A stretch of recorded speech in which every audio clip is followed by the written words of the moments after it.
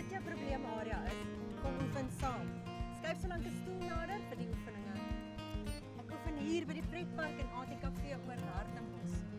So jy staan 'n entjie van jou stoel af, kom vorentoe, maak jou lyf reguit. Ons noem hierdie mountain climber. Bring die knie in en uit. Lyf in 'n reguit lyn, werk fantasties vir die core, die middellyf, maag en rugspiere. Bring in en reguit. Sterk maagspiere. Sterk maagspiere. In en uit. Trek in die maag. Fokus die hele tyd op jou maagspiere. Kom in en uit. In, uit, met 2 en 1. Goed, nou gaan ons dieselfde doen maar 'n twist. Hierdie is 'n bietjie moeiliker. So as jy beginner is, hou net aan met die eerste een. As jy twist doen, werk jy ook jou obliques met jou middellyf vorm. Trek in daai maag. Trek in daai maag. Dit is so pragtig hier in Hartenbos. Ons gaan net nou lekker swem van vat hier in die see. En op.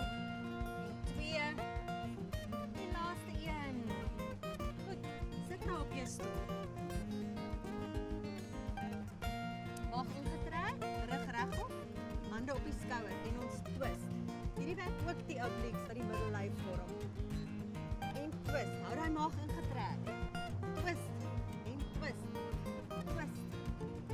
Ek hoor die helikopters en vliegtuie hier die dag. Hulle soek seker haie of iets. Alhoewel ek dink Hartenbos het haai nette. Ek dink hulle kyk na die dolfyne. Ek het vanoggend 'n paar dolfyne hier gesien. Draai, draai. Trek in jou maag, trek in jou maag, trek in, 4, 3. Hierdie betrek jou onderste maagspiere ook. Goed, ons werk nou die muffin tops, kant tot kant. Buig en raak jou enkels. Buig en buig. Dit is altyd lekker om sittend te doen. Dan sit jy nie baie spanning op jou laar rug nie.